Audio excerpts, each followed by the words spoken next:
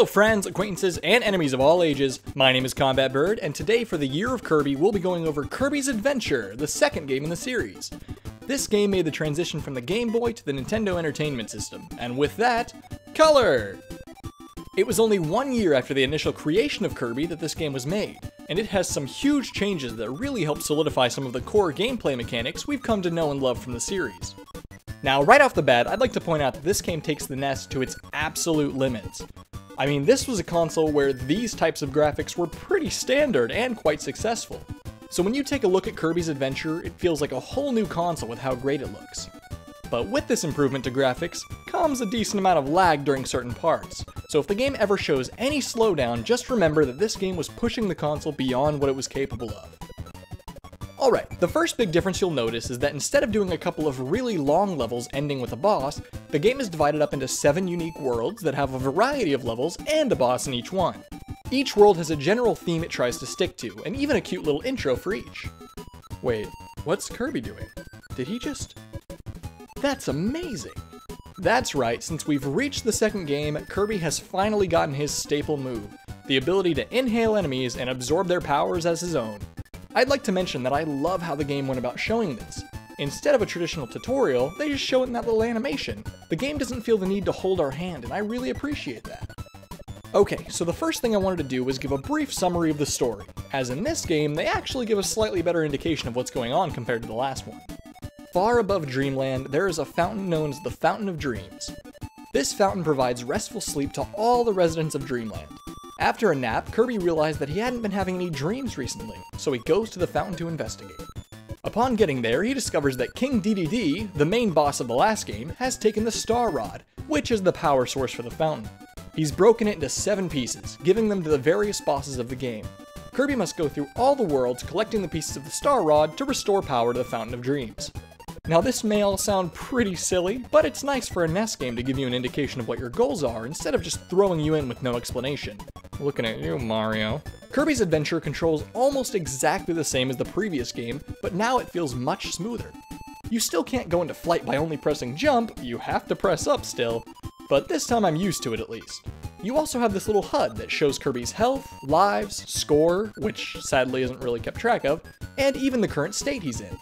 This little attention to detail is wonderful, and being a huge fan of pixel art, I love looking at all of them. Moving on, let's get into that copy ability. Kirby can now inhale various enemies and consume them to gain their powers. You've got anything from breathing fire, to turning to stone, to shooting lasers. Towards the end of the video, I will be doing an ability showcase, where I'll give a brief description of every ability in the game if you're interested in learning more. All of these moves are based on the type of enemy you inhale, and as such, different themed worlds will have different abilities that you can use.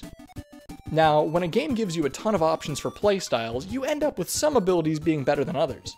The ball ability, for example, can do a ton of damage, but it's also difficult to control and you can get hurt when you're not moving quickly enough. Versus something like the stone ability, where Kirby becomes literally invulnerable, the only exception being if you fall off the screen. The greatest aspect of Kirby games comes from this system, honestly, because you can try all of these different playstyles as you go through the game. Of course, someone could just find the best ability, spam it, and then fly through the game that way, but that's no fun and really takes out the spirit of what Kirby is, in my opinion. You have to experiment and find out which abilities work best for your playstyle. Or sometimes you might use something you know isn't very good, just because it's interesting and fun. The game encourages this by having certain levels that are made for specific abilities that tend to be used less. Like this one, where obviously the best way to play the level is using the wheel ability, where Kirby turns into a wheel and shoots across the screen with incredible speed. This makes you want to use the ability without forcing you to. Now of course, most of these abilities can be lost. If Kirby takes damage, he'll drop the ability in the form of a star. He can then choose to either regain the ability or wait till he comes across another one. That actually brings us into another new aspect of this game. Since we no longer have single levels, but instead worlds, there's a hub. In this hub, there are various different areas you can enter. But let's say you're having trouble with a certain area and just can't seem to get past it. Well, there's actually an area called the museum that you can go into to get powers. Each world has different powers in the museum, and enemies here can't hurt you. That's something I think Kirby games need to be appreciated for. You can be the most skilled person in the world who's just playing the game to have fun, or you can be someone who's not savvy with video games in general. It really can be appealing to players of all skill levels. This was actually one of the big inspirations to give Kirby the copy ability in the first place. The only complaint people tended to have with the first game was that it was simply too easy. But now there's so many play styles that even those that find the game easy can have a great time. However, something to keep in mind is that the difficulty of this game ramped up so much compared to the first. Even with a ton of abilities to help you get through, the levels are harder, better designed, they have more secret areas, more mini-bosses, and more ways of killing poor Kirby. And the bosses that you fight at the end of each world, don't even get me started. Kirby's Adventure introduced some crazy new bosses, and even kept some of the favorites from the previous game. And all of them can be incredibly difficult, with the exception of Wispy, of course. I'm sorry, Wispy. Kirby's Adventure even introduced another staple character of the Kirby series, the one, the only, Meta Knight. And this fight is absolutely epic. You have a sword battle that ends with you cutting the mask right off of his face.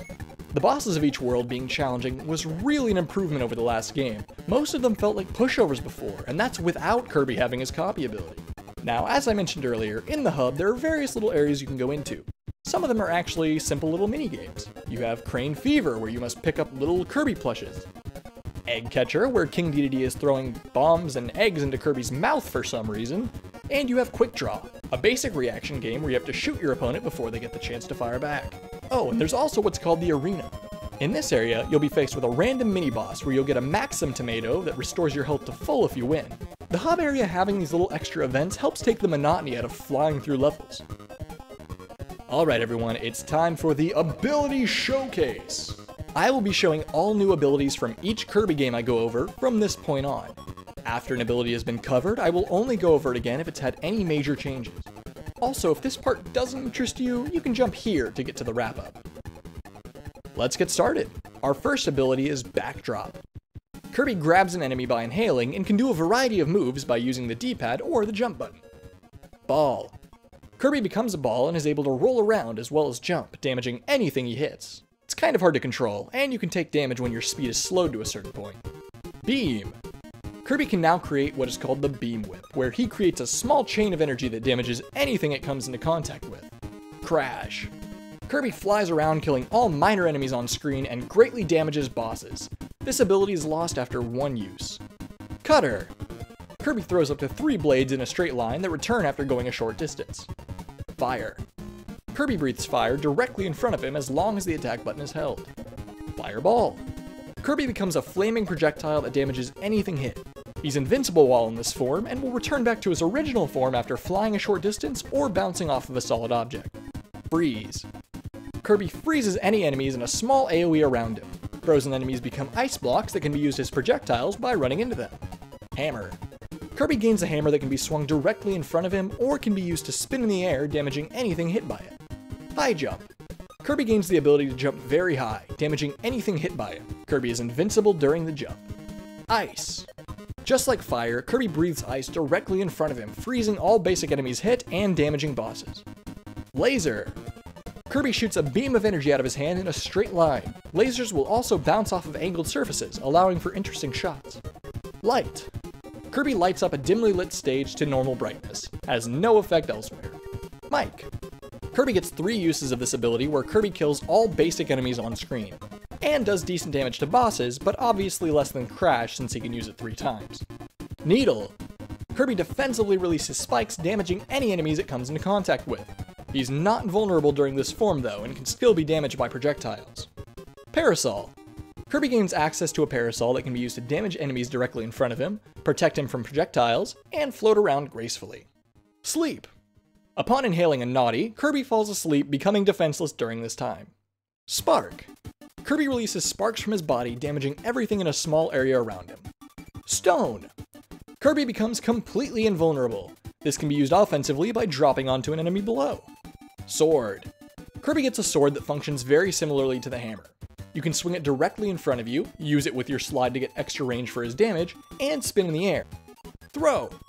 Kirby grabs an enemy and either throws them directly in front of him or angled upwards or downwards. Tornado. Kirby becomes invulnerable and damages anything he comes into contact with, the only downside being that it can be a little difficult to control. UFO. Kirby becomes a UFO where you can fly around the screen easily and gets a variety of attacks. If you press the B button once, you'll use the beam ability. If you hold it, you can shoot a basic or heavy projectile based on how long it was held. Wheel. Kirby becomes a wheel, damaging all basic enemies he comes into contact with while moving very quickly. Kirby can also cross over small gaps on the ground. Alright, and these last two are special case abilities. Mix. When inhaling two enemies that would normally give Kirby two different abilities, a roulette is shown, giving Kirby a completely random one. Star Rod. Kirby gains access to the Star Rod, a weapon that shoots out stars horizontally upon attacking. It is only used during the final boss fight. And that is it! Thank you so much everyone for watching the second Year of Kirby video. I hope you enjoyed it.